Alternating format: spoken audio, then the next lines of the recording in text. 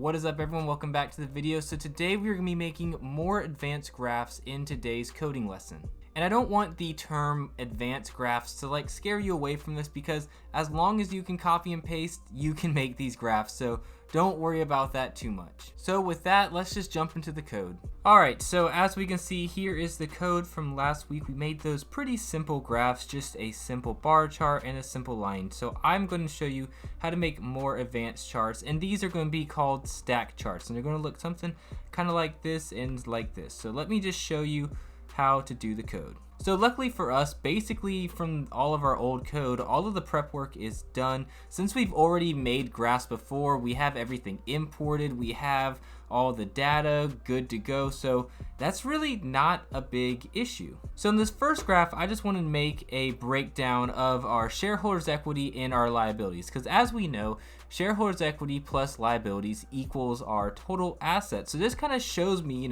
what is the makeup of our financing. So this is going to be just a pretty simple stack chart, as you can see. So here is the code. Now, where did I get this from? Pretty easy. All you got to do is just go to the Plotly graphing libraries, and we're just going to go over here to the basic charts, bar charts. Click on that, let everything load, and then we are just going to be going over to this stacked bar chart right here. As you can see, this is the code. We've already done the imports, and we don't need this because we already have our data in. So we really just need to copy this, all this stuff in, pull it in, and paste it in. So as you can see, all very much the same. And so figure equals go.Figure data. So go.Bar name, so the first one's going to be the liabilities. So our x-axis will be the balance sheet index, those dates, and our y-axis, what we're going to be graphing, is just going to be that total liabilities. Now, again, total liabilities, where did I get that from? Well, let's look at my data, and if I want all of my liabilities, I'm just going to go right here and say, all right, we want total liabilities. So we'll take that. So it's going to take all of this data here. And then I just do a similar thing with shareholders equity. So I'll just name it SE balance sheet.index BS total equity. Where did I get that name tag from? Well, just down here, total equity. So I'm pulling this entire row. And so it's going to basically just stack these on top of each other. And as we know, liabilities and equity, 73 here, for example, right, equals our assets. So I can see how our financing is to make up our assets. It goes over time. And then you just have this part, change bar layout mode. So figure.update layout bar mode stack. Again, that is already in our code, so there is nothing that I had to change there.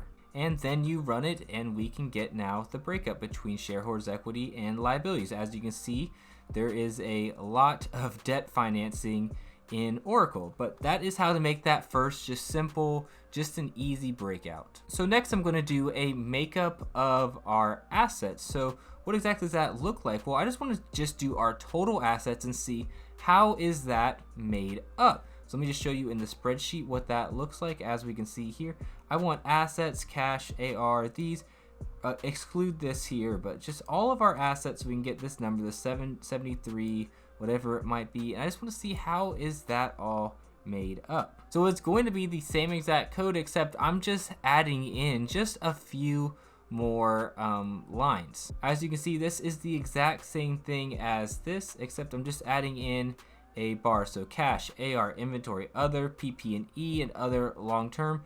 I just copy and pasted this and just changed in, just copy and pasted in these key terms, because as you know, these are the terms that we need to pull in. So cash, cash equivalents, and short term. I literally just went in here, Control C, and then Control V in. I did that all the way down, nothing to change here, and it just made the graph looks perfectly fine to me. But that is really all it is to make these stack bar charts, to kind of just see how everything flows in. This is kind of as advanced as I'm getting, just because I don't really know if there's anything else that I really need. Again, this is all dependent on your data too. So, if you're making like an allocation of your portfolio or something like that, yeah, a pie chart would be best, but I'm not really gonna show that here.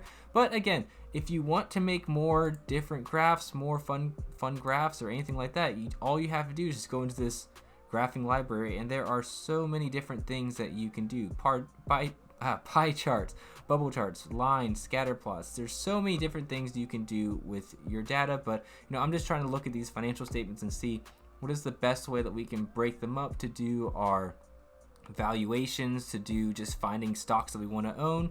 So with that, I hope you guys understand everything. Like I said with the last video, all of my code is down in the descriptions, and next week I'm going to be showing you how to make some simple ratios so we can start doing some ratio comparison over time. It's going to be a really fun episode. I look forward to it. But with that, everyone, have a great rest of your day, and I will see you next week for some more financial statement analysis using Jupyter Notebook. All right, peace.